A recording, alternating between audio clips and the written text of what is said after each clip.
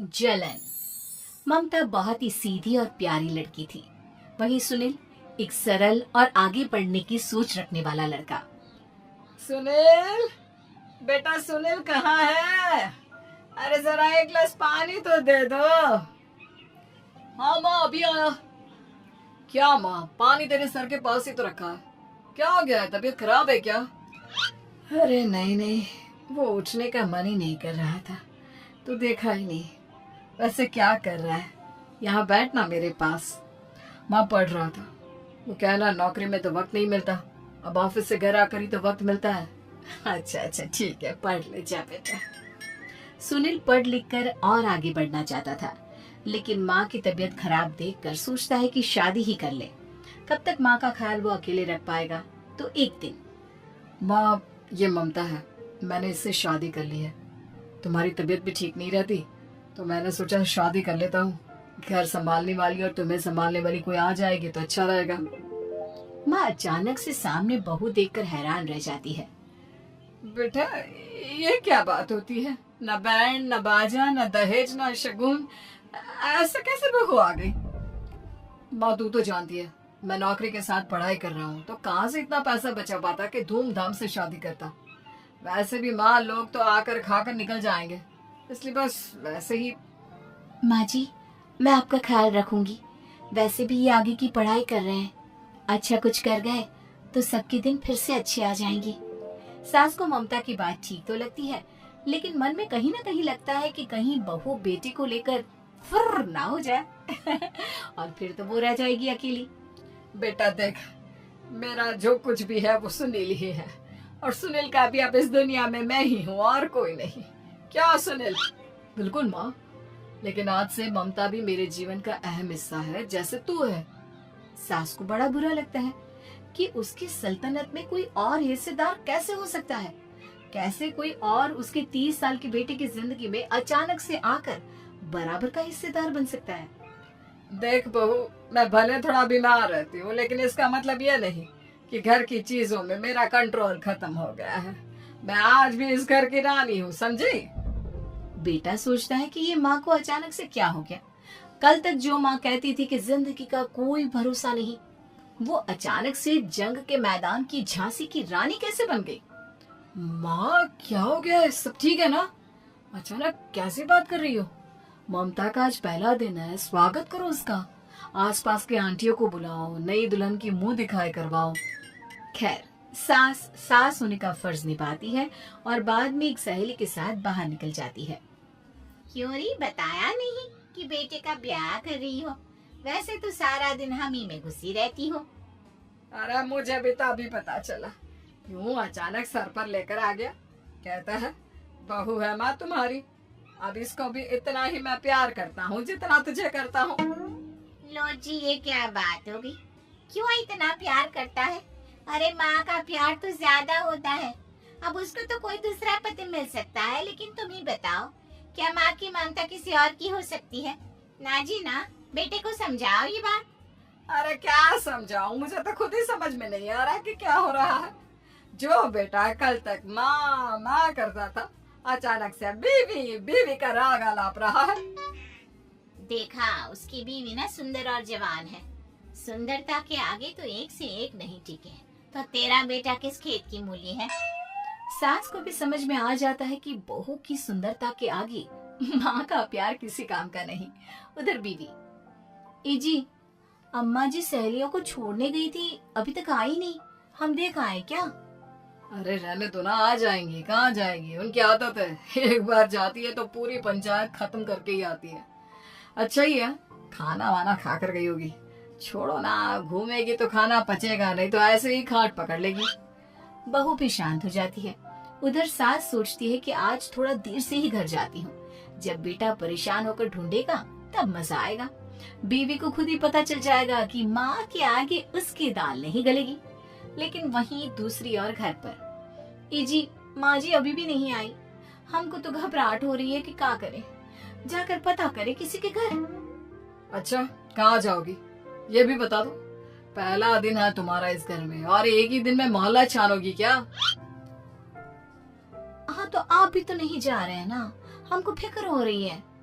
अरे यार, ये रोज का है अम्मा का, खाओ और सो जाओ। बस फिर क्या था। बेटा बहू खाना खाते हैं और कमरे में सोने चले जाते हैं। उधर जब सास को कोई देखने नहीं आता तो वो हार कर घर आ जाती है, जहाँ वो देखती है कि सारे घर की लाइट्स बंद है। सास को गुस्सा आता है। बहू, ममता बहू कहाँ हो? लेकिन सारे दिन की थकी बहू को ऐसी नींद आती है जैसे किसी ने भांग की गोली खिला दी हो। वो तो नहीं उठती। उठकर आ जाता है बेटा। क्या बात है अम्मा, काहे चिल्ला रही हो? अरे सो जाओ ना, सुबह की थकी है बहू, वो सो रही है। जोर से बोलोगी तो नींद खुल जाएगी उसकी। माँ को गुस्सा आ जाता है। फिलहाल तो सो जाती है, लेकिन मन ही मन ढेर सारा जहर बहू के लिए भरा होता है। सुबह बहू चाय बना रही होती है कि सास धीरे से गैस तेज कर देती है, जिससे चाय का बर्तन जल जाता है। और जैसे ही बहू चाय का बर्तन उठाती है, उसका हाथ जल जाता है। मेरा हाथ जल गया। वो जोर जोर से चिल्लाकर इधर उधर भागती है कि सास थोड़ी देर में उसके हाथ में पानी डाल देती है। हाय रे बहू, क्या कर रही हो? पहली बार रसोई छुई हो क्या? सासू माँ गलती से गैस तेज रह गई थी और बर्तन जल गया, जिससे मेरा हाथ जल गया। हाय रे, कितना गंदा दाग। छी छी छी छी, मुझे तो उल्टी आ रही है तेरा गला हुआ मांस देखकर। तू ना मुझे अभी साथ से खाना मत लगाना। बहू भी खुद का हाथ देखती है तो उसे भी रोना आ जाता है। कुछ दिनों के बाद सास की सहेली आती है, बहू चाय बनाकर लाती है। उसके जाने के बाद सहेली कहती है, बहू की सुंदरता ऐसी है कि कोई भी दीवाना हो जाए। वैसे तेरे बेटे का क्या हाल है? अरे वैसा ही है, बहू के पीछे लट्टू। क्या करूं, कुछ समझ में नहीं आ रहा। मैंने तो बहू के चेहरे पर दिवाली के पटाखे की चक्री फाड़ी, उसका पूरा चेहरा जल गया। अब देखो ना रही सुंदरता, और ना ही अब मेरा बेटा उसे पूछता है। अरे अब तो वो उसे छोड़कर दूसरी भी देखने को बोल गया है मुझे। बहू सारी बात सुन रही होती है। आंटी एक बात बताइए, क्या भरोसा है कि दूसरी सही आए और आपके अनुसार रहे? देखिए आंटी, मेरी सासू माँ को गलत बात सिखाने की जरूरत नहीं है। हमारा परिवार साथ में खुशी से रह रहा है। देख बहू, मेरी सहेली की बेइज्जती ना कर, वही अच्छा रहेगा तेरे लिए, समझी? बहू नहीं मानती है। वो बार बार उनकी सहेली को घर से निकल जाने को कहती है। तभी सास की सहेली पास के चूल्हे से लकड़ी लाकर बहू के चेहरे पर लगा देती है। बहू जोर जोर से रोने लगती है। अरे ये क्या कर दिया? मैंने कहा किया, ये तो तूने किया। तू ही नहीं चाहती थी कि बहू बेटे के साथ रहे, भला मैं क्यों करूंगी? मैं तो चली निपटा। बहू रो रही होती है, दर्द से चिल्ला रही होती है, लेकिन सास उसे डॉक्टर के पास नहीं ले जाती। तभी पति आता है। क्या हो गया ममता? ये दाग कैसे लगा? तुम कैसे जली? ममता कुछ नहीं कहती, बस दर्द से करा रही होती है। पति माँ की तरफ देखता है। हो ना हो माँ, ये पक्का आपका काम है। आप ही ममता से जला करती थी ना। देखना माँ, अब पुलिस आएगी, केस बनेगा, लेकिन पहले मैं ममता को अस्पताल लेकर जा रहा हूँ। सभी अस्पताल जाते हैं, जहाँ डॉक्टर ममता की सास से कहते हैं, आपने तो नहीं जलाया ना बहू को?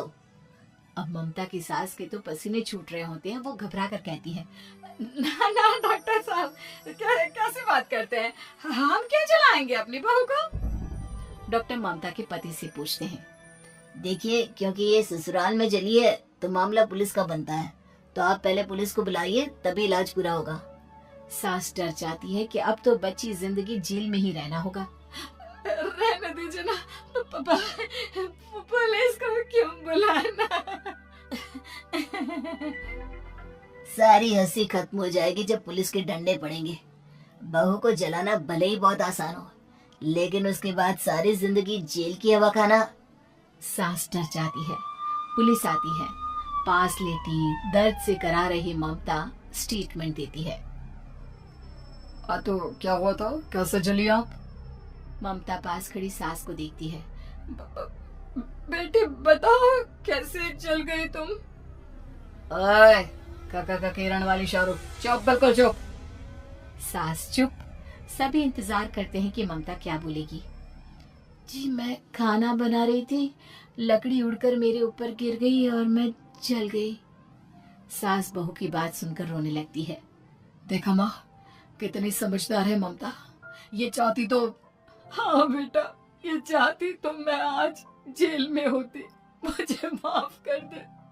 मैं आगे से अभी कभी ऐसा नहीं करूंगी। बहू के साथ मिलकर रहूंगी। मुझे माफ कर दे।